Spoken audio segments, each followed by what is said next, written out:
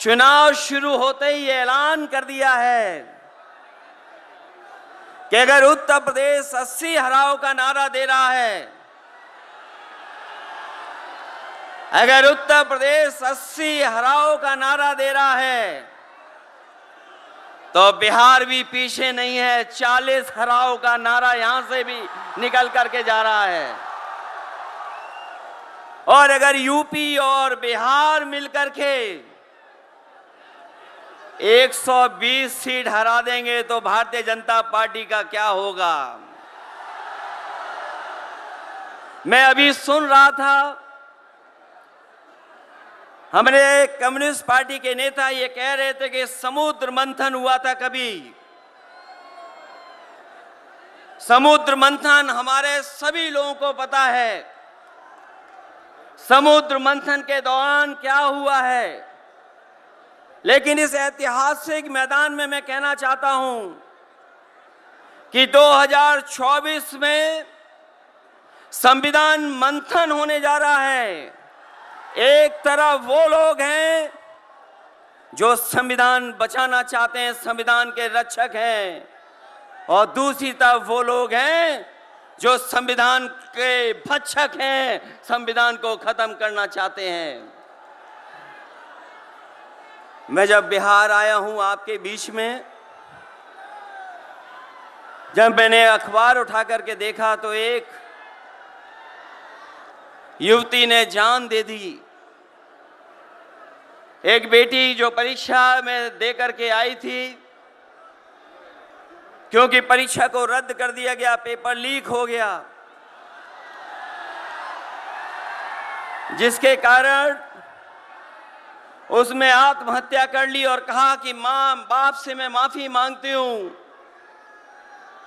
ये उत्तर प्रदेश में एक घटना नहीं हुई है, उससे पहले भी कई नौजवानों ने, जिनको नौकरी नहीं मिली, उन्होंने अपनी जान दे दी। जिस शहर से मैं चुन करके आता था, वहां भी एक ब्रजेश पाल बेटे ने, हमारी आपकी उम्र से कम उम्र, उस नौजवान ने पढ़ी लिख ली डिग्री जो थी, उन डिग्रियों को जला करके और आत्महत्या कर ली।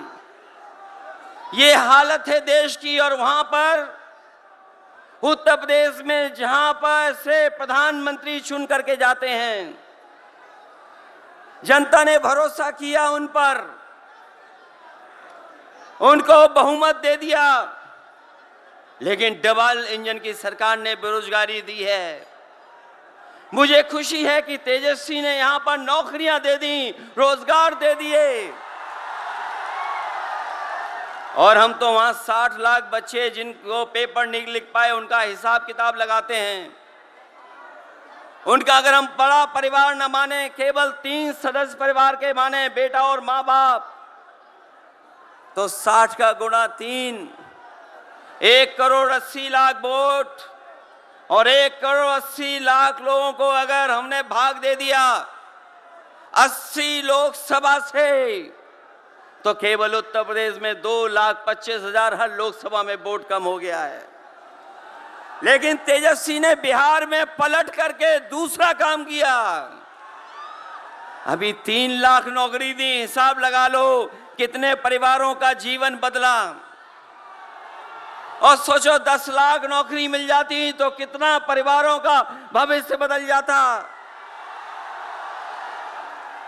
इसलिए जो लोग कहते हैं कि परिवार वाले हम लोग हैं, ये जो आरोप लगाते हैं परिवार वाला आरोप हम लोगों पर, मैं उन भारतीय जनता पार्टी के लोगों से कहना चाहता हूं कि भारतीय जनता पार्टी इस बात संकल्प ले कि किसी परिवार वाले को टिकट नहीं देंगे, और संकल्प ये भी ले कि किसी परिवार वाले से वोट मांगने भारतीय जनता पार्टी के लोग नहीं जाएंगे। मैं तो ये जोश देख रहा हूं यहां मैदान में, ये जो जोश दिखाई दे रहा है यही बदलाव लाएगा। यही भाजपा को हटाएगा। जब जोशीले नौजवान मिल जाते हैं तो बड़े बड़े लोगों का तख्त हिल जाता है। तो इस बार उन्हें आप बाहर करोगे कि नहीं करोगे?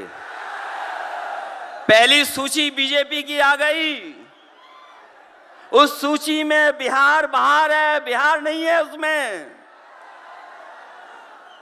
इसलिए बिहार से वो बाहर जाने वाले हैं, यूपी वाले भी बाहर कर रहे हैं उन्हें। इसलिए मैं आप सबका धन्यवाद देता हुआ और आदरणीय लालू प्रसाद यादव जी का मैं विशेष धन्यवाद दूंगा कि जो इस रैली में पधार करके न जाने कितने लोगों का मनोबल बढ़ाने का काम कर रहे हैं। न केवल यूपी के लोगों का, बिहार और देश के लोगों का मनोबल बढ़ा रहे हैं। और जो तकलीफ और परेशानी उन्होंने जीवन में देखी है वो राजनीतिक देखी है। ये राजनीति की वजह से तकलीफ और परेशानी है। मैं अभी तेजस्वी जी को सुन रहा था, उन्होंने कहा कि एक एजेंसी आ गई। ये एजेंसी इसलिए आई है कि राजनीति में हम लोग हैं और हम लोग अगर इनका मुकाबला न कर रहे होते तो कोई एजेंसी नहीं आती। उन्हें डर है कि ये ताकत मिलकर के, ये गठबंधन बन करके उनको हटाने का काम करेगा। इसलिए मैं आपसे कहना चाहता हूं, 120 हटाओ, देश बचाओ। भाजपा हटाओ, संविधान बचाओ। भाजपा हटाओ, देश बचाओ। भाजपा हटाओ, आरक्षण बचाओ।